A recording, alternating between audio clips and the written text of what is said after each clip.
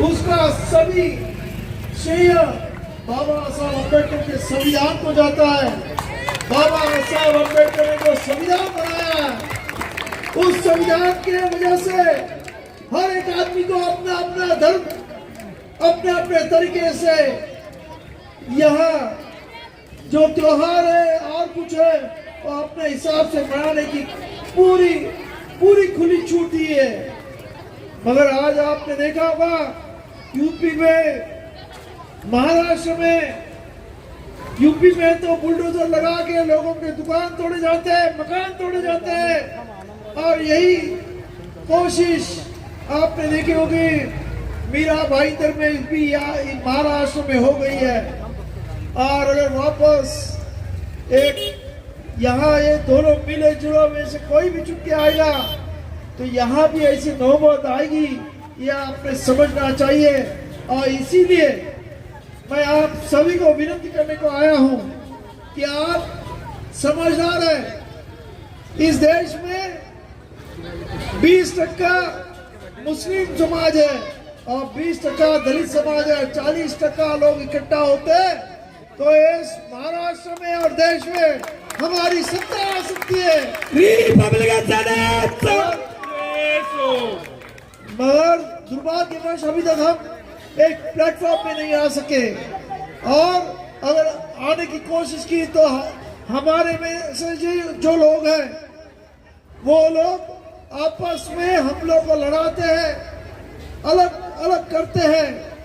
आज जो योगी बोल रहा था कि आप इकट्ठा तो बचेंगे, अरे इनके ही जो हिंदुत्व है उन्होंने ही जाति व्यवस्था निर्माण करके और धर्म के नाम पे, जाति के नाम पे तोड़फोड़ करने का हजारों साल का इनका ये कारवा चालू है और आज भी वही कर रहे हैं, आपस में हम लोग को लड़ा रहे हैं। और इसीलिए मैं आप सबको विनती करना चाहता हूँ कि आप सब लोग समझदार हैं।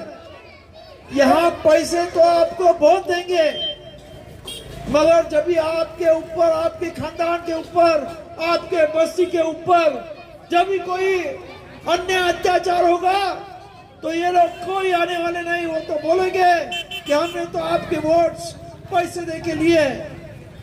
ये आपको मैं बताना चाहता हूँ, संविधान जब बाबा साहब अम्बेडकर लिख रहे थे तभी बाबा साहब अम्बेडकर ने इस देश में सभी लोगों को वो टाइम 21 साल के ऊपर के सभी लोगों को वोटिंग देने का ऐलान किया।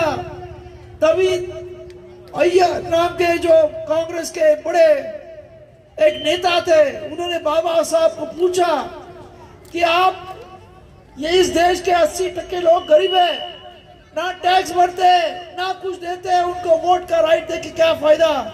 तो बाबा साहब बोले, मैं एक ऐसा हथियार इस देश के गरीब जनता को देके जा रहा हूं, अगर वो हथियार की कीमत इस देश की लोगों को पता चलेगी तभी तुम्हारे ये जो आप धन दौलत वाले लोग हैं वो उनके पांव को हाथ लगाने के लिए मजबूर होंगे, वोट मांगने के लिए उनके पांव को भी हाथ लगाएंगे लोग। मगर आज दुर्भाग्यवश ये बात है कि अभी तक वो दिन उजागर नहीं हुआ जो बाबा साहब ने ख्वाब देखा था। मैं आपको एक अमेरिका की गोष्ट बताना चाहता हूं। वहां एक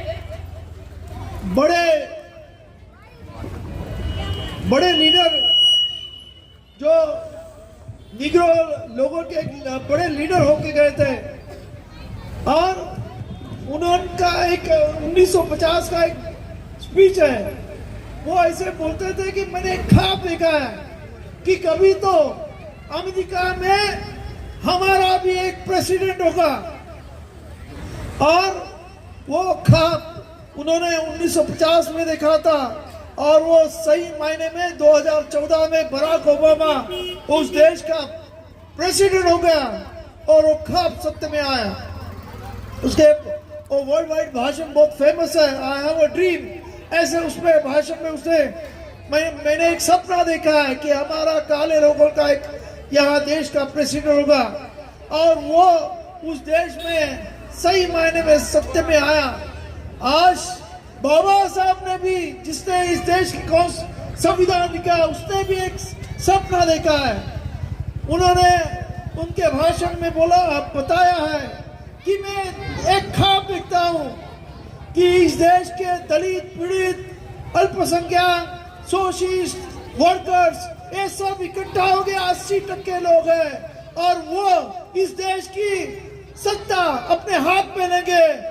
उस देश में सही मायने में लोकशाही इस देश में आएगी। पर दुर्भाग्यवश अभी तक ये ख्वाब बाबा साहब का सत्य में नहीं आया।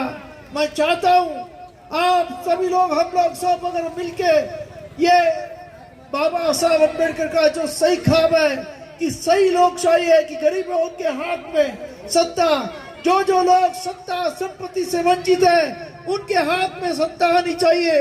जो ख्वाब बाबा साहब अम्बेडकर ने देखा वो अगर इस असल में लाना है तो हम सबको पैसे से अपना वोट बेचना नहीं चाहिए। तो ईमानदारी में अपने मन में झांक के कौन अपना उम्मीदवार है, कौन ईमानदारी में अपने लिए काम कर सकता है, उसको वोट देना चाहिए। यही मैं आप सबको विनती करता हूं। और यहाँ ये छोटे से 1-2 दिन के इसमें आप लोग ने ये सवाल ही, यहाँ हमारे सभी कार्यकर्ता हैं, अमित जी है, मेरे साथ आए हमारे काका साहब है, हमारे काले साहब है, बहुत सारे शुक्रिया जी है, जमीर पटेल